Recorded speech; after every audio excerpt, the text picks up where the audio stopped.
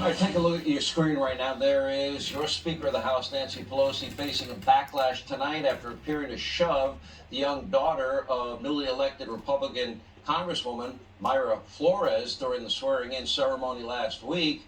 Now, video shows Pelosi just, shoving to someone off camera as she looks down to Flores' daughter and extends her elbow.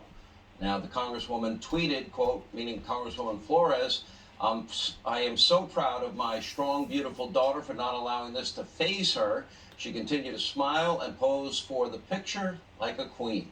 But Pelosi's office pushed back in a statement, said, well, it's sad to see news outlets that know better misrepresent the Speaker's effort to ensure that Representative Flores' daughters wouldn't be hidden behind her in all of the photos of such an important moment for their family.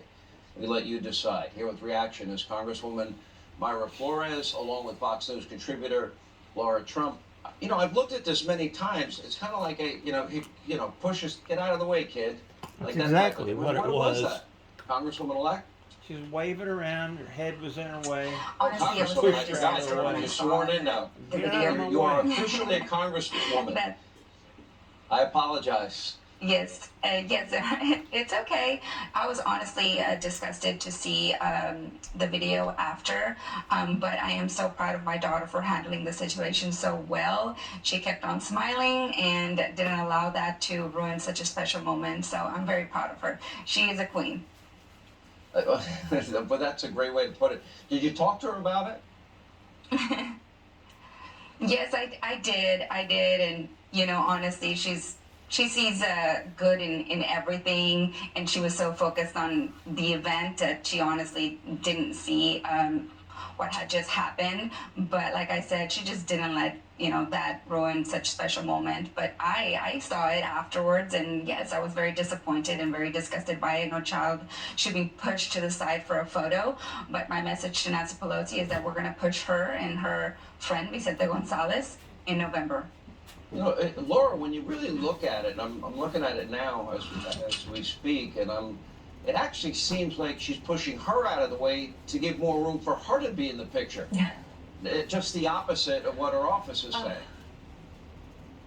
All right. Well, there seems to be a lot of cleanup going on at the Pelosi office there. And just when you think Nancy Pelosi, Sean, can't get any worse, she goes and messes with a child. You can generally judge someone's character by how they treat those who are weaker or more vulnerable. And obviously a child would qualify. So to see the Speaker of the House, the third in line to the presidency, and a grandmother of, I believe, 9 grandchildren herself, doing this to a child is rather shocking, but perhaps Nancy Pelosi was so overcome with her bitterness over the situation that it just came out in this manner. Because, I have to congratulate the Congresswoman on her incredible victory. It was truly historic. The first Mexican-American Congresswoman ever elected to Congress. And, by the way, in a Democrat district, it must really burn Nancy Pelosi up to know that. But we know how the left, Sean, loves to downplay and dismiss any great achievement made by someone with an R next to their name and not a D. So perhaps that's what happened here. She knows she's on camera. Letting she her wouldn't do emotions that out any with other a little occasion. nudge there. Really sad to see on a child, though, man. Contain herself. It was a Democratic district for 150 years.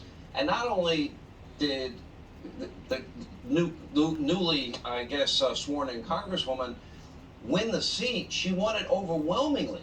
Now, is that a canary in the coal mine? Are we reading too much into it? Is Glenn Youngkin's win in the Commonwealth of Virginia? Are these is this a preview of coming attractions in November? I would say absolutely yes. This is a preview of what we're going to see. I think it's historic. I would love to hear what the Congresswoman has to say, because obviously this is her win and your great achievement. Congratulations again. Congresswoman, what did change here? Something had to change. I know what changed in Virginia. What do you think the difference was for you? For me, honestly, it was the funding. I had the funding to spread the message because this area has always been very conservative. We are Republican, we just didn't know it. So we had the funding to spread the message across the district. And of course, President Biden is doing such a horrible job handling the economy and the border crisis. It's a component of many different things. And of course, so many organizations coming down to South Texas to help us with this special election. And through hard work and dedication, we're going to win the re-election in November, because the Democrat Party takes this this race, took it for granted. They thought that no matter what, because they have a D after their last name, that people were going to vote for them. And that's not true. They don't own us, but they feel that they own the Hispanic vote. And we're going to show them in November, just like we showed them in the special election, that they do not own the Hispanic vote. Laura, we're going to give you the last word, but when you look at polls and you look at demographics, you see major attrition with the Democratic Party. I mean, double digits. You have Hispanic Americans, African Americans, Asian Americans, women, the youth vote, all moving towards the Republican Party. Is it because they finally have woken up to the fact that their policies are failures? Well, and you just saw that there were roughly a million more people that have migrated to the Republican Party recently, Sean. That's some new information out, and it's a great sign of what's to come. Look, I think that for a long time, the Congresswoman is exactly right.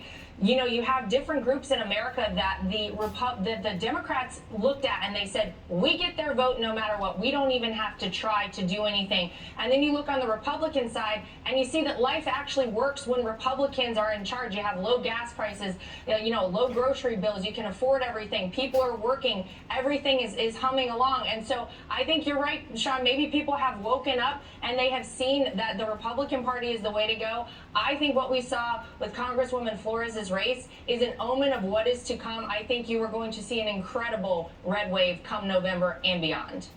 All right, Laura, thank you. Congresswoman, congratulations to you. Your daughter's a rock star, and congratulations to your whole family. We appreciate you being with us. When we come back, a special programming announcement as we continue. All right, unfortunately, that is all the time we have left this evening. As always, thank you for being with us. Thank you for making this show possible. Please set your DVR so you never miss an episode of